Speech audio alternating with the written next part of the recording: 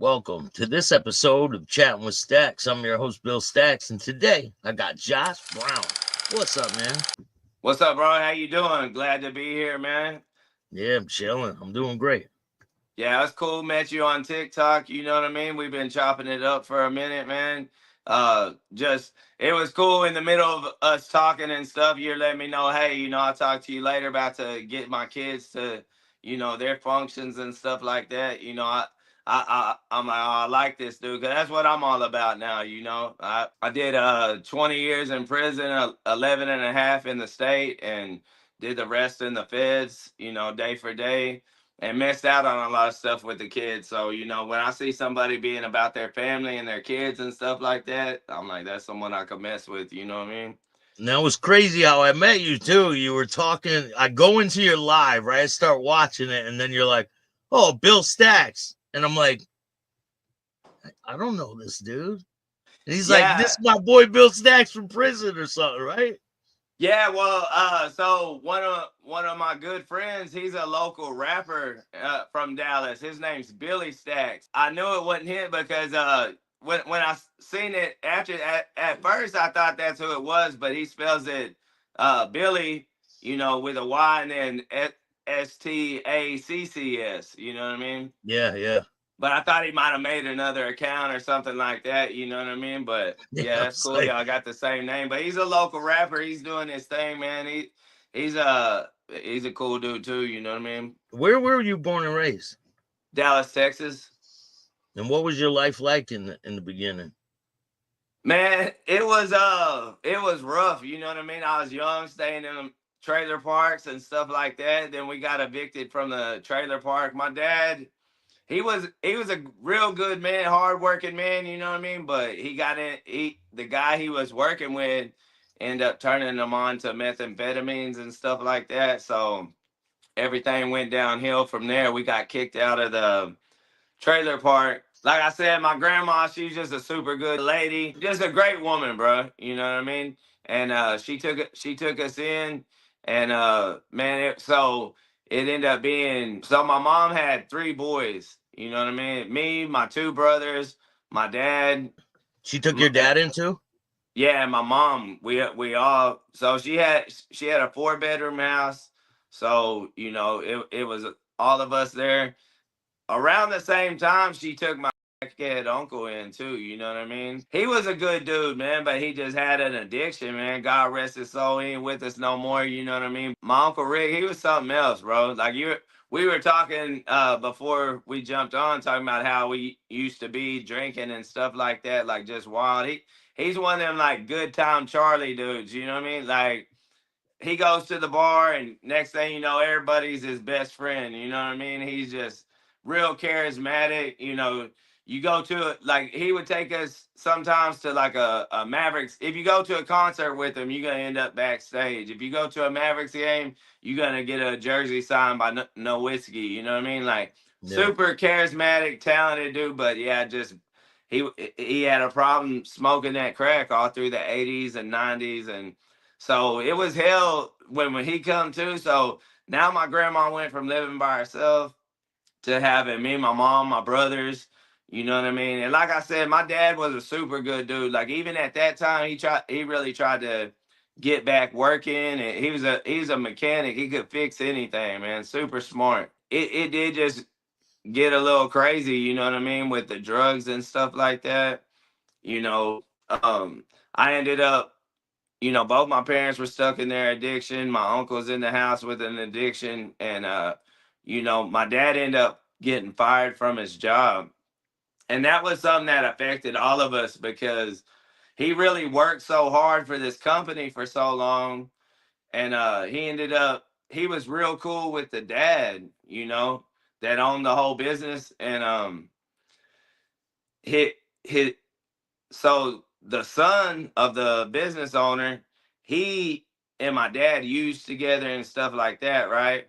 Well, I guess the guy ended up getting his life together and getting self-righteous, and then he like turned on my dad and got him fired. I think he was jealous of the relationship my dad had with his father, because my dad grew up without a father, and he went to work for this man right here, And he was a badass worker for him. He was a beast when it come to fixing anything, forklifts, cars, whatever. Just he's a hard workaholic. You know what I mean? Yeah. Well, when he got fired, they locked the doors on him, changed the locks and all this. And instead of going about it the right way, he worked there so long. You know how expensive tools can be. you Yeah. know the Matco truck and Snap-on truck would come every week, and my dad just invested a lot into his own tools. Well, when they locked him out, they didn't take that into account, that so many of them tools was his. He didn't have no plan B. So you know all his tools were there, and instead of going about it the right way, he broke in and took them back, and he went to prison for it. Oh man, he went to prison for stealing his own stuff back. Yeah, for sure. And that ruined him, you know what I mean? Because think about it, he really wasn't trying to do nothing wrong. He just went about it the wrong way. So, when he came out, he never really just got back to work like that. He would end up working on cars for people around, he had a real big heart, man. If somebody's car wasn't running and they were doing bad, he's gonna fix it for them, even if they couldn't pay. And a lot of times he'd work on cars for and trade for drugs or whatever. You know what I mean? Yeah. So me and my brothers, there wasn't a lot of supervision. My mom was a great woman. My grandma was a great woman, but we were young and wild, and cause basically we kind of ran over them. You know what I'm saying? Especially when Dad wasn't around and stuff like that. But so Mesquite was pretty wild. So Mesquite's a suburb of Dallas, right next to Pleasant Grove. You know what I mean?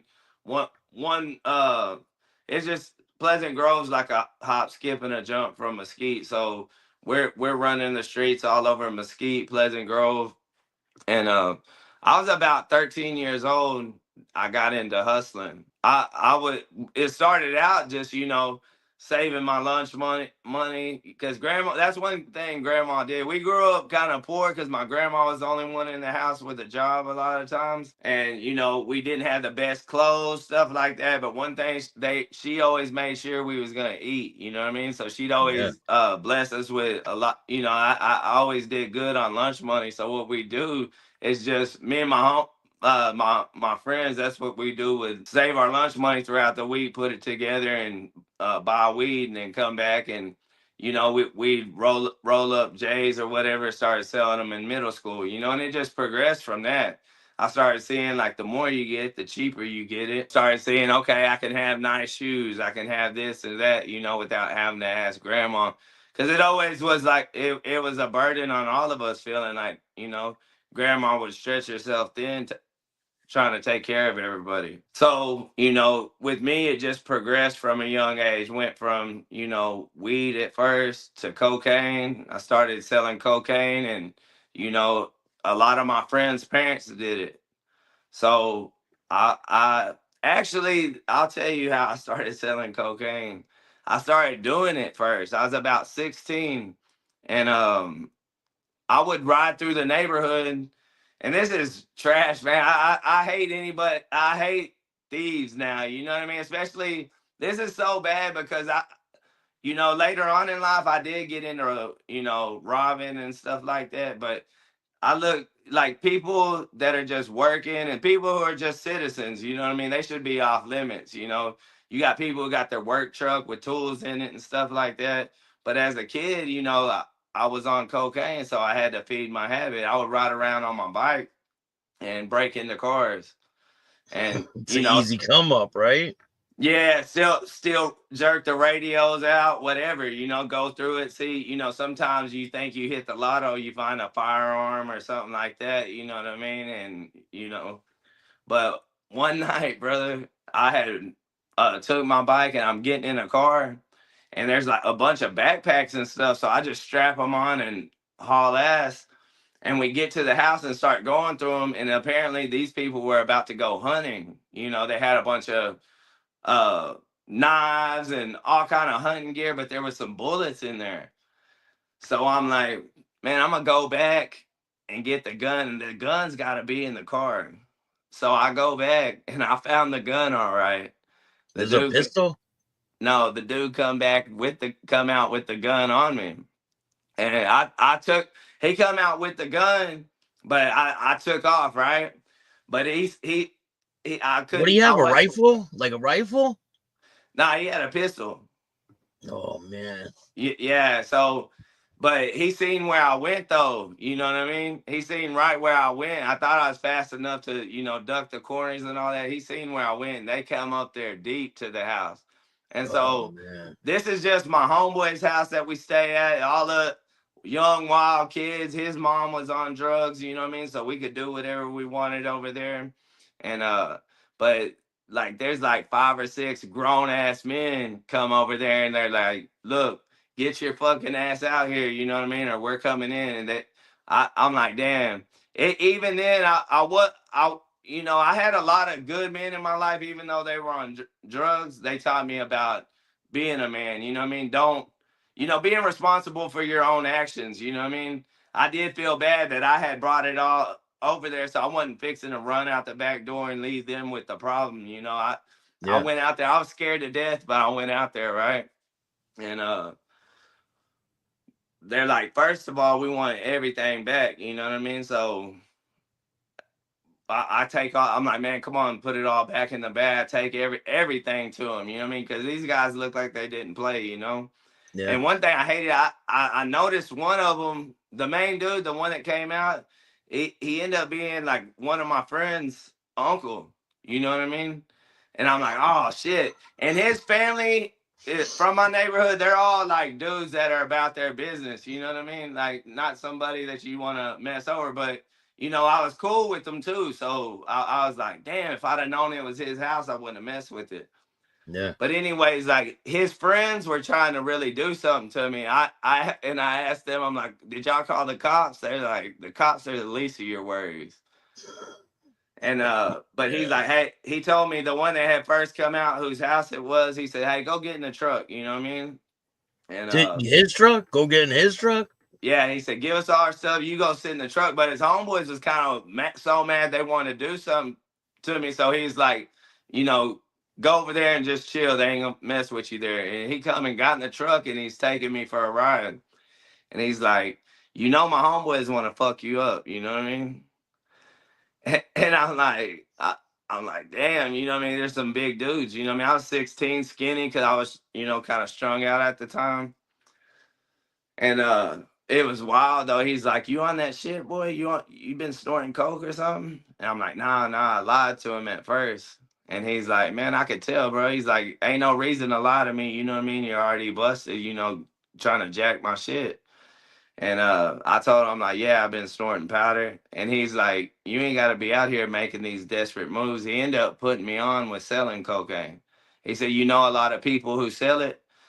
You know what I mean? And I'm like, yeah. So he started giving it to me, and that's what I would do is post up at my friend's house, like on Friday when their parents get paid and stuff like that. And that's how I got in the game and went from cocaine to methamphetamines, and you know, I end up just making a lot of mistakes with that. At 16, I end up getting caught up with a drug deal gone bad. So how'd We that happen? Walk me through that. Okay, so um I had a friend, and first so I had a friend, and me and him met two guys at a gas station, and they was like, can y'all find some weed? And we sold them just a little sack, and told them, hey, this was pager days now. You know Mm, what I mean? We're like, hey, yeah, just beep us anytime, you need something. And this was kind of out the way when we met them. So they was kind of like out of town, you know what I mean? And so we got to talking. We're like, if they call for something big, we're gonna get them. And I forgot about it and all this stuff. But I end up, man, I was having a real spiritual like struggle with myself at the time. I'm in the house with my grandma, who's a good woman, a godly woman, and she's always telling me the right things. You know what I mean? And I had my girlfriend at the time. We would go to church on Wednesdays, and like the church we went to is real live. It's just a bunch. They had a real good youth ministry there, and it yeah. was fun being there with them kids. You know what I mean? Like just and the pastor, he was real good at working with the youth. So me and him, he knew I was a knucklehead, but he messed with me. He was always, telling me the right things and trying to pour into me and tell me about God and stuff. And I was drawn to it. You know what I mean? I'm like, man, I do want something better. So fast forward, one night I'm at church, bro. And I'll never forget, they had a little girl who was a beast with the violin. And somebody was singing and she's over there playing the shit out this violin, bro. And I'm getting kind of emotional, bro. Like I'm having a kind of spiritual experience, you know what I mean? I'm like, man, this is beautiful. And it's so different from the life I'm living in these streets. But I Yeah. get a page and it's my homeboy that I met them dudes with. And it's saying 911, 911, I mean, it's important. And I knew that it was something to do with them dudes because he told me he had been talking to them. And he's like, man, if I can line this up, we're gonna get him. And so he keeps paging me, and I'm like, man, I leave church, bro. And every step I take, leaving the church, bro, I feel like something's just pulling me back, bro, telling me not to go. And I had already did a lot of wild things at this time. You know what I mean? So it was. I'm telling you, I feel like I know it was God. It gives me chills talking about it because I had done so much, when I was on drugs with no conscience, but I really feel like God was like, don't go. This is, you know, something bad's gonna happen. And we've done a bunch of snatch and grab stuff like that. That was the plan, is to tell them dudes to stay in the car. That he was gonna say his guy, was somebody different than me. His guy didn't want to meet him, so they just had to give him the money and stay in the car. But the dude was gonna be right there with it. Okay. Well, like I said, when I'm leaving the church, I feel like something's pulling me, and every step I take, I just felt like it wasn't a good idea. But I go to my girl's house real quick. And again, we're young and her parents were wild too, and they didn't have a lot of money. So me and her haven't, I'm able to take care of her. And she most of the time would never say anything when I'd go, do my dirt. But Yeah. for some reason, she's crying, telling, pulling at my legs and stuff, telling me not to go. But I go. And so these guys were kind of big, so I take a 22, right? Yeah. And I'm not trying to use it though. And so the deal was, I call my boy, we link up, and I tell him, look, tell them like your dude don't want to meet them, so just stay in the car, and you're gonna get the money, and then walk right over to where I am, and I'm gonna give you the stuff, you know what I mean, and you're gonna give it to them, and they're like, yeah, they're cool with it. But when he gave the money, we was gonna burn off. Yeah. And Are but you right on when foot? Are you on foot? yeah, but this is our neighborhood. Like, we know the alleys, the what yards to cut through, all that type of stuff. Yeah. And really, you know, our neighborhood was real wild. You know what I mean? If it got to where like they was running around looking for us and stuff like that.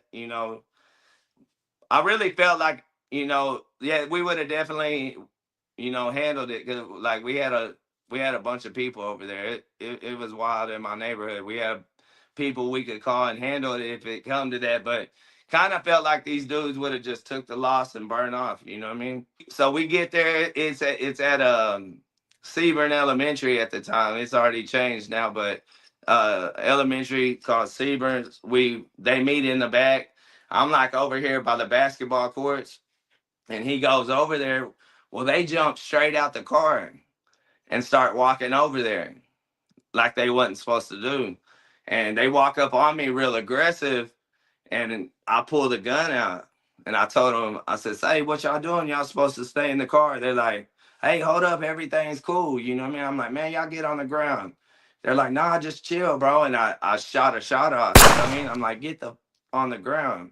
And I'm not glorifying this, you know what I mean? It's just how the story went. You know what I mean? Like, Yeah. just telling you where I come from. I want to get to the point of saying, where I've grown from all that. But so yeah, I'm just gonna tell the story how it was though. You know what I mean? I I was intimidated by the dudes, but I got the upper hand now because I done up the gun on them. You know what I mean? When I shot the shot off, they got on the ground, And I'm like, where's the money at? They're like, we don't got it. We don't got it. We can get it. So what happened was they thought they was gonna strong arm us too. Yeah, they were gonna rob you. Yeah, they had the same plan. So, I was so mad about that. I got frustrated and like I was young and wild, bro. I've grown to care about people. That's why I like, getting on TikTok, interacting with everybody. I like to br- positive, spread positivity because I was young and wild. I had a lot of anger in me, so that set me off when I was like, y'all came to rob us. You know what I mean? Y'all probably would have beat the shit out of us if I didn't have this. So I shot both. You shot them both? Yeah, Where? yeah. Where in the body? I just shot them in the legs just to. Did you search them for the money? Yeah, I did. Yeah, I did. And they had nothing. Nothing, bro. And I shot the one because like the way it like I kind of got spooked when I was searching him. I shot the one, and I was young and wild. I went to his homeboy and said, you got to get it too. I done shot your dude, so I shot him too. And I end up my homeboy that was with me end up telling on me, and What are they doing when you shoot them? Are they screaming? yeah, bro. That's one thing. Like that's why I want to clarify. I'm not glorifying that at all. You know what I mean? Like if them dudes happen to see this or whatever, like I'm sorry for what I did. I'm sorry for everybody that I hurt in my past for sure. I was young and wild and had a lot of anger, and I did take it out on other people. You know what I mean? Like I said, I always had a conscience. You know what I mean? Like I tried not to ever, do anything that was gonna fall on my community, just regular citizens, you know what I mean? But people that were in the game, I mean, it was fair game, you know what I mean? If you wasn't in my circle, you're outside the circle, you know what I But mean? this And happened a long time ago. This was a long time ago, right? yeah, this was 96. Yeah, that's a long time ago. That's like what, 30 years? Yeah, it's been a minute. Yeah, damn near 30 years now. That's wild. You know what I mean? Damn near. It's like So like what 20 happens next after you shoot them? Man, I take off running. Yeah, the statute of limitations ran out, so I'm gonna go and tell how down my mom was. You know what I mean? They can't get her for it now for accessory or nothing. But so I run and I chunk the gun by this it's a running track, you know what I mean? And then Yeah. I just took off and police are everywhere. I get home and I'm like, damn, why'd I throw the gun? That was stupid. I mean, I threw it because in case they see me, someone caught me running, I wouldn't have it on me. But when I got home, like, damn, someone got to get that gun. So I had to tell my mom, like, damn, mom, my mom was a gangster like that. Well, it's so funny because she's like Martha Stewart, dude. She's like, she did her thing and stuff, but my mom got the biggest heart, man. She's the best person. She's just one of the best people in the world that I know, man. But at the same time, like if it comes to something with her boys, like She's she's looking down. out So I'm for him. like, mom, Yeah. man. She's like, I said, Mom, I gotta get this gun, you know what I mean? And she went up there, act like she's walking the track a minute. She grabbed it and come home, you know what I mean? So Your friend told on you. So yeah, he ended up. how'd that transpire? How did the cops come and everything? I was already on probation for a firearm. Like I said, my life was such a mess, bro. Like I was on probation for a firearm already. When me and him was hustling, I got my money up a little bit. They had a gun show over here in Dallas, and went up there and got him a P90 Ruger and got me a Beretta. And at the time, you could get 30-round clips like nothing, So we had those, and we both got caught with them like 2 weeks later in different spots. I got caught leaving a party with it, and the cars then got pulled over, and I took it apart and stashed it all in different places, and they found it. And No, man. they're like, whose is this? I wasn't letting the driver go down with it, so I was like, shit, it's mine. But so yeah, I was on probation. That them guys went and told like we just come up and robbed them. When they went to the hospital, they told everything. They're like, these guys robbed us. This is their pager number, and the pager only went back to my homeboy. You know what I mean? So if he wouldn't have said nothing, they would have never had me. You know what I mean? But Oh. Man. So you're a But felon already, right? By this time? no, well, but I was a juvenile though. Yeah. Yeah, I was a juvenile. So if I would have, if you're a juvenile and you walk down your paper, you're not gonna be a felon once you turn 18. But so I'm on probation, and he done got arrested. I don't know this day. The same day, it just so happens I have to go report to juvenile at the same jail. So I walk in, bro. Man, I know he's in there, and I'm scared to death that I gotta go report. Damn the luck. On the same day that he gets arrested, I gotta go up there. So go up there, and I sit down with my probation officer. He's like, "So what you been up to?" I'm like, "Man, I'm doing good." You know what I mean? I'm doing Lying good, too. Yeah. Yep. staying out of trouble. And he says, "I got reason to believe different." And I said, "What do you mean?" And he ran out the damn room, bro. Oh He ran man. out the damn room. I'm like, "What's he doing?" The cops come right in. They're like, "You're arrested for aggravated robbery." And so at 16, I went to juvenile. I was certified as an adult, and so I'm in jail for like 2 months, right? I'm in juvenile for 2 months. They certified me as an adult, which means even though I'm 16, they're sending me to the adult system. So this is kind of a cool story. Check this out. So I get certified, and I go to Dallas County. Man, Dallas County is wild as hell, bro. And I got an aggravated robbery. So that means this is how they classify it. Okay. You got the trustees, they're all in the same tank. They're the ones that feed and clean up and all that type of stuff. They got the child woman beaters and all that in one tank. And then they got the aggravated tanks or aggra oh, then you got like the drugs and stuff like that. Most of them can make trustee, but if they're not, you got drugs and burglary and stuff that ain't violent. They're all together. Then the aggravated tanks are aggravated robbery, aggravated assault, murder. You know what I mean? Basically, that's it. All the violent people, right? They're Yeah. together. But keep in mind, this is kind of cool. At the time, I'm 16. So they have to put me in PC. They had to put me in protective custody because I'm not old enough to be in with everybody. So they put me in a seg cell. So I come in, but where the seg cells are right here, now this is like a God thing right here. Because me and my dad, we had kind of been beefing at the time. We wasn't talking. I actually had got kicked out the house around that time and was just staying with my girlfriend because we couldn't get along at all. And I was starting to get some size on me and thinking maybe I should give it a run at trying to take him and shit. But probably would have been a bad idea. He was pretty mean, but I was starting to get to where I felt like I could take him, and we was getting into it all the time. So anyway, I was kicked out.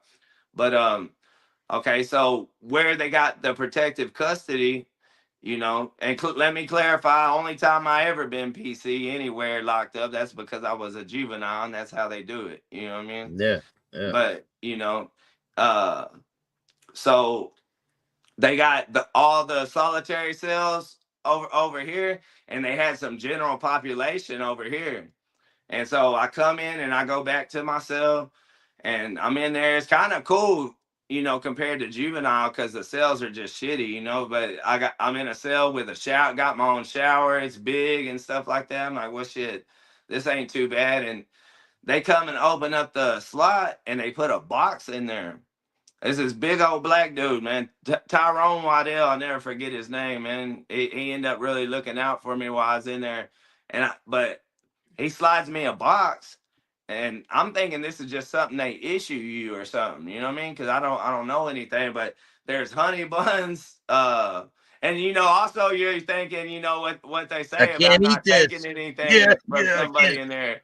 Yeah, Yeah. you know what I mean? You're I can't young. eat You're this. like, don't take nothing from somebody in jail. People tell you that because they're gonna come and want something back from you and shit like that. But Yeah. he's got a guard with him right there. He slides me this box. It's honey buns, soups, candy bars, a stinger, and a bag of coffee, a stinger so I can heat up my coffee and all this stuff. And I get to the end of the box, and it's a note, and it says, "Son, I love you, man."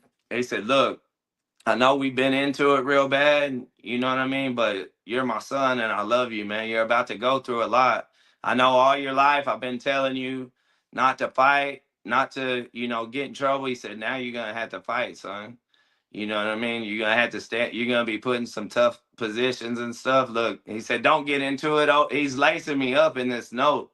He's like, when you get to population, don't get into it over nothing stupid, the TV or anything like that. Don't be gambling and getting yourself in situations that could cause problems. But if anyone ever tries to treat you like a punk, you fight your heart out, Yeah. And he said, look, in the morning, the juveniles go to rec. I done talked to the officers, and they're gonna let you come to the bean chute right there, where they feed them and talk to me. And so the big black dude, Tyrone, he was in there with my dad. And So your imagine. dad's locked up at the time, right? Your Yeah, dad. so that's why I'm saying it's a God thing, because I can't quote it for sure, but there's like 7,500 people in Dallas. They got the North Tower, West Tower, Government Center, New Holland. They got all these different buildings just filled with people. And I landed on the same floor my dad was at. Wow. And we patched everything up right there. Like it was like a God thing. My dad was in there getting in the Bible and stuff like that. So like I'd go, instead of going to rec, the guards would let me talk to him. Like everybody was kind of supportive of everybody in his tank would always be coming over there. Tyrone and stuff would be telling me, hey, boy, get on your workout, eat that peanut butter, you know what I mean? Get your weight up. And they were all real cool. And you can imagine how that would be, you don't get to see a lot of cool shit when you're in jail. And so getting to see a father and son, get to patch it up right there. Like everybody was real supportive of it, even the guards. They would, we were barely had, every now and then we'd have an asshole who wouldn't let me go talk to him and stuff, but most guards would. The whole 1 hour, 2 hours, the juveniles are at rec, I'd be there kicking it with him. Yeah. So he got to lace me up on everything, and end up turning 17. They put me in an aggravated tank. So And what's it like when you first go? Do you have problems? man, check it out, bro. Like a lot of people get on here that like a lot of people like Wes Watson with all the prison stuff, I feel like a lot of stuff's fabricated, but like in Dallas County back in the 90s, it was like that. It was eat 'em up, beat 'em up is what they call it. Yeah, it's no joke. And I was in that I was that in prison in the '90s, man. Little Chester, it was wild. yeah, so what they would do in there, let me tell you about when I first walked in. Hell yeah, I'm 7. It's my birthday. So let me tell you real quick, us juveniles back there, we'd get bored and we would like flood the cells. We'd put stuff in the toilet. You've probably seen people do that over there. We put stuff in the toilet and keep flushing till it just floods the cells and runs out. We kick the door. I would always mess with the night guards. We would start shit with the night guards, you know what I mean? Because the Yeah. morning ones was cool. They let me talk to my dad and stuff. But all the juveniles would do this, so I'd feed into it too. But and it was them guards over there do not play, bro. Like I seen them. What a lot of times we kick the door and then jump in the bed so they couldn't tell who did it. You know what I mean? And Yeah. one night we were doing it, and bro, I guarantee you, all of these guards could have been charged for what they did to this juvenile across from me. We had been kicking the doors, but like on a corner, like it's a hallway goes this way and then has like a slight turn this way. So I can see that all the guards are right here. And this juvenile across from me, this fool across from me, little Mexican dude, bro, he's wild. He's like, let's go, y'all kick the door. I'm like, no, no, no. I told him no, and he just starts kicking it. And man, they went in there, stripped him naked, beat the shit out of him. You know what I mean? So I said that to say, like, we were wild over there. So it's a known fact. Like, on the day that you turn 17, they're gonna put you in one of the most fucked up tanks, bro. They're gonna put you in a wild ass tank. And right when I walked in, I go and put my stuff up, and there was so I'm 17. There's a fool who's probably about 21, 22, and he was in there for shooting it out with the cops. His name was Tulu. Kind of cool story right here, because right when I walked in, he walked up to me. He's like, "What's up? You down to box?" And I knew right there. I thought about what my dad said. I'm like, if someone challenges you, you got to go hard. So me and him fought. You know what I mean? And I did pretty good, but he got the best of me for sure. You know what I mean? Like, but everybody in the tank did respect me after that. You know what I mean? They were. I was thinking too. I was thinking, man, they're young. I'm young. I'm damn near a kid. You know, I was thinking, ain't nobody gonna fuck with me in there. But yeah, the first day, I got into a fight, and so I had my respect after that, though. You know what I mean? And But you got when to you think show of that. juvenile, when you think of juvenile, people think of little kids. These people are huge. They're not like little kids, No, but right? yeah, I'm not in juvenile no more at this point, though. Yeah, I Yeah, mean like 20, yeah, 20, because the place I was in was 15 to 24. I think yeah. it was No, they had 24, everything. So in this or it tank, might have been it was it. 21, 15 to 21. But they were huge. Oh yeah, yeah, yeah. They they had some big dudes in juvenile too that grown ass men and shit. Yeah, they got beards and shit. Yeah. So what was I saying? Oh yeah. So it was good that happened though, because everybody in the tank seen that I wasn't a punk, that I was gonna fight. You want that to happen, because what these dudes do in the morning. Now let me tell you, man, there was so many wild ass cases in here. There's 24 men in the tank. I guarantee you 20 of them had murder cases.